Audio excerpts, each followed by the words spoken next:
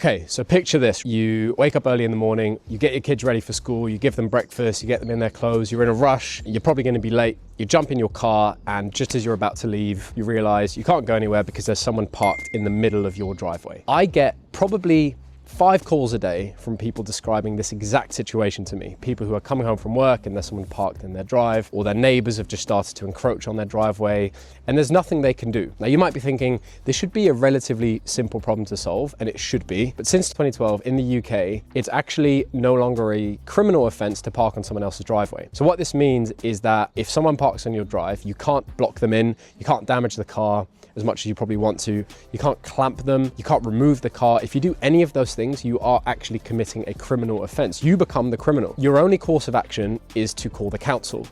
Good luck with that. There's 2 things they can do. Firstly, if you're extremely lucky, they might come and remove the car for you, but I've never heard of that happening before. Or if they deem the car to be abandoned, which means it has to have been there for a really long time and there has to have been multiple attempts to contact the owner, etc., only then will they remove the vehicle. And that can sometimes take up to 18 months, which is obviously not workable. In this video, I'm going to explain to you what you need to do if you're dealing with nuisance parking and how to prevent it, because that's really the only thing that you can do. You need to stop someone from actually parking in your drive in the first place. So why am I actually talking about this? I own a company called Wentworth Protection. It's one of the UK's leading driveway security companies. We have helped over 1,000 households deal with issues like unwanted parking, driveway vehicle theft, delivery lorries turning around on the drive multiple times a day. We've helped a lot of folks, and I think we can probably help you as well. So like I said, your only real option if you're dealing with this problem is to prevent it from happening in the first place. The way to do that is some people try to put signs up, say don't park here, but for the most part, the people that are parking on driveways, they're not doing it because they made an honest mistake. They're doing it because they just don't care. They know there's no consequences. So you have to actually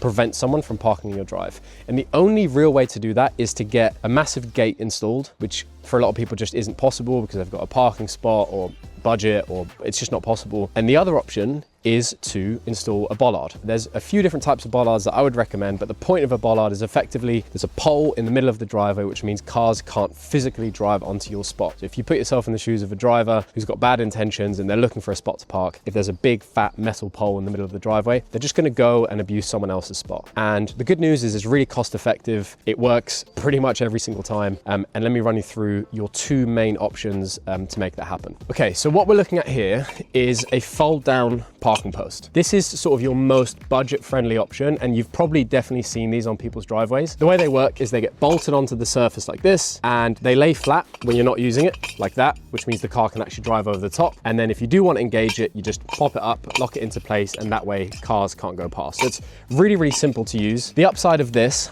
is that it doesn't involve any sort of major installations work. It literally gets bolted down onto the driveway. The installation takes probably about half an hour, which means even if you have a rented space, landlords are often willing to let you do this. If you have a space in like a shared car park, you don't have to worry about sort of massive installation works, that sort of thing.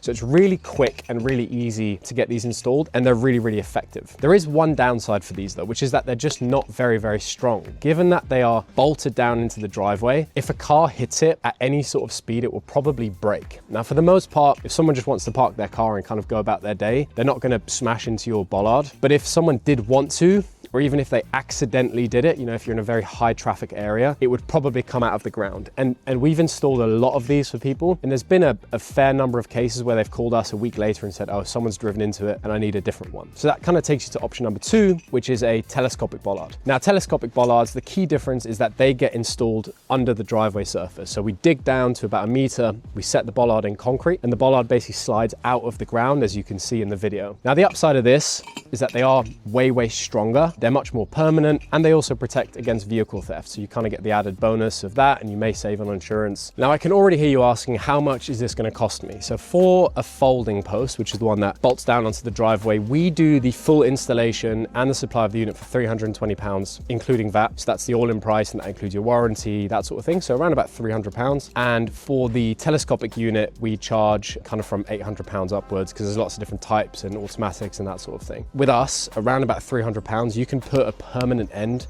to those parking issues. And these sorts of things can last for years and years and years. So it's relatively a small investment to kind of protect your space for the long term. What I will say is that for the anti-parking posts, if you are handy, or if you've got a friend or a family member who can install these things for you, you can probably buy the units and install them yourself. But if you did want kind of a good warranty and make sure that they're properly installed, I would probably always recommend working with a professional company like us who can do that for you. And if you were really curious about pricing for your specific driveway, we've built a really cool tool on our website, and I'll put the link somewhere here. All you do is go on, you put in your postcode, give us a little bit of information about your driveway, and if you click the nuisance parking issue, it will give you recommended solutions for your driveway with the right amount of units that you'd be needing, and you can see the full prices and the specs all in there. It takes less than 60 seconds, and if you did have any questions about how to prevent nuisance parking or what to do, I've written a really big article on all the different steps you can take and how to deal with the council. I'll link that somewhere as well, but you can also just call our team. We'll give you free advice. You don't have to buy anything, and we'll run you through your best options to get this sorted. But yeah, if you're dealing with this issue, I know how much it sucks. It's extremely frustrating, and the good news is that you can definitely get it solved. So good luck.